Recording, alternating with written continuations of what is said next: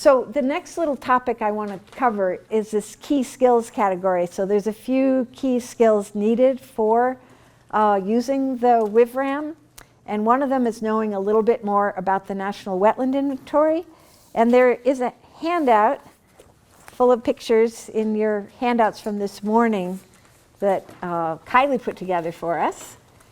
And what she did with this handout is take the National Wetland Inventory class, that's PFO, PSS, PEM, and go to actual field sites and show us what it looks like in the field on a picture and what it looks like on an air photo for the same thing.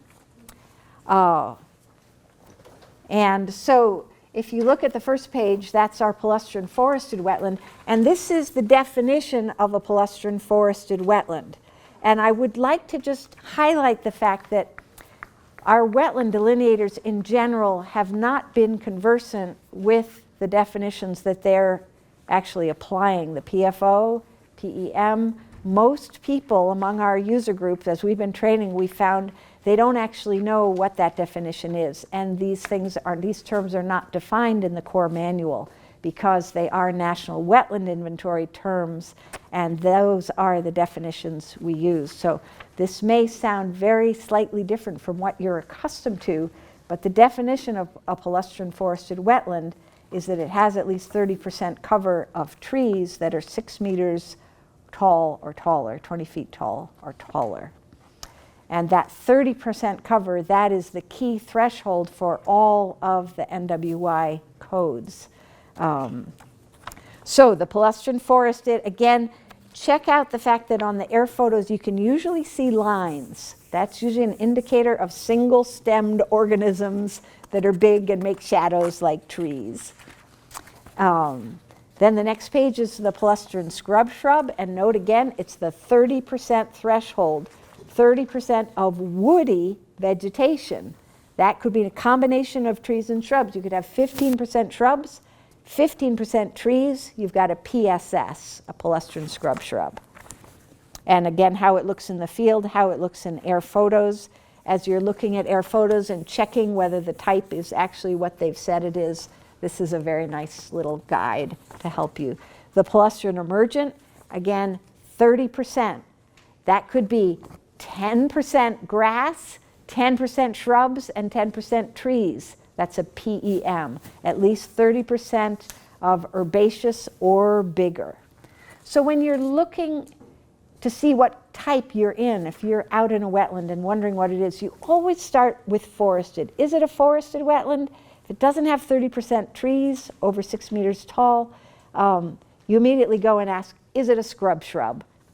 30% woody, it's a scrub shrub. If not, then you ask yourself, is it emergent?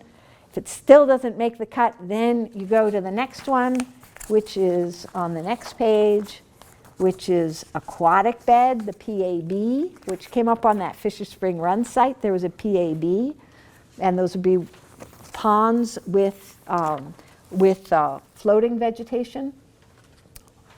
And so you could have, 10% water lilies, 10% emergent, and 10% shrubs, and it's a PAB. So, if that makes sense. And then the last one is the PUB, palustrine unconsolidated bottom, and that's basically a pond with no vegetation, or with less than 30% vegetation. So that 30% threshold is how you assign PFO, PEM. Remember the 1/10 of an acre minimum mapping unit. If you have an emergent wetland with little islands of trees in it, and those islands of trees are very small, like a 1/20 of an acre or a 1/50 of an acre, they're just inclusions then in the emergent wetland.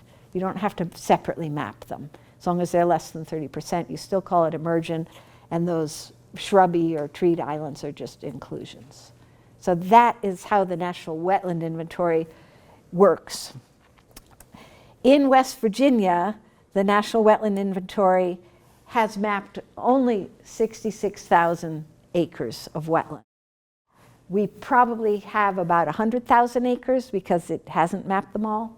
And historically, we probably had at least 500,000 acres. So we have lost probably 80 to 90% of our wetlands in West Virginia. And if you think about it, the wetlands are the flat floodplain land. That's also prime land for agriculture and development. All you have to do is drain it. And starting way back in the 1700s, every farmer coming down from Pennsylvania in the valleys had in their mental toolkit how to drain a wetland. It's something farmers know how to do, and it's something developers know how to do. So we have lost a very large proportion of our wetlands. The National Wetland Inventory is done by air photos, and right now the maps date to the 1980s, so it was older technology, old photos with the old stereograph that you looked in to try and see if it was a depression. Now we have much better technology, and we have good maps coming in 2024 with 2 of the top wetland mapping outfits in the country are working on the northern and southern halves of West Virginia. That will be better. But there's still 1 to 24,000 scale maps, which is so much bigger than you need for your project areas. And they're very much limited. The drier wetlands, the smaller wetlands, and the forested wetlands are very difficult to see on air photos, and they are often missed even by the best mappers. So people still have to do wetland delineations. There's going to be no shortage of work for wetland delineators. These are the definitions. I mentioned that you always start with the PFO. Ask yourself, is it a PFO? If it doesn't meet that criteria, see if it meets 30% woody, then 30% emergent plus woody, then aquatic bed, 30% aquatic plus emergent plus woody, and less than 30% vegetation total. So go in that sequence when you're assigning NWI codes.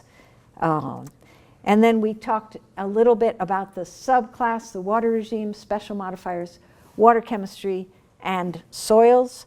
All of these make up that code that we put on our data sheet, which is this very rich input to the GIS tool. So here we are at Green Bottom. We've got a PSS1 EDTN. The GIS tool reads that as palustrine, scrub, shrub, broadleaf, deciduous, seasonally flooded, saturated, partly drained or ditch, circumneutral mineral soil. That's a lot of information for the GIS tool to work with, and that is one of the reasons why we can get into the ballpark with a GIS score. We need those codes. That said, the GIS tool will work if you just type in PSS. It'll give you a score. It's just not going to be nearly as close to your final score. So there's no way you'd be inside that envelope of within 25% if you just feed it that. But if your client, if you have a project and you don't know what the other codes are, you can't guess them, I recommend people just guess the codes the best they can when they're scenario planning. But if you just don't have the time to guess the codes, you can just type in the PSS and the tool will run on that. There's another, this wetland has 2 polygons. One is a slightly, is that seasonally saturated shrub swamp. Then there's also an emergent, clustered emergent, persistent, semi-permanently flooded, partly drained or ditched, circumneutral mineral soil. Again, rich input to the GIS tool. We looked at the modifiers in the field. We're using the non-tidal, special modifiers, chemistry and soil. And for the water regime types, we talked about the A, B, and C being the drier wetlands with redox concentrations. D and E are seldom dry. They tend to have not much color in the soil, so low chroma, very little redox. F and G have standing water almost all the time. H are permanent ponds. J and K we don't really deal with. They're things like water treatment ponds and stuff that are artificial. And there's also the floodplain versus non-floodplain. So the Bs and the Ds are seepage wetlands. They're usually Bs or Ds, whereas floodplains tend to be A, C, and then E can be either one. But A's and C's are usually floodplain, B's and D's are seepage.